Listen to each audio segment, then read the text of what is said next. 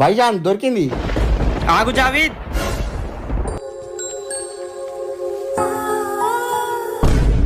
నేను చెప్పింది నమ్మండి అమ్మా, ఆ తాయితుని తీసేయండి అమ్మా, అప్పుడే కాశ్మోరా తన బాడీ నుంచి బయటికి వెళ్ళిపోతుంది. అమ్మ చెల్లి ఎవరితో మాట్లాడతారు?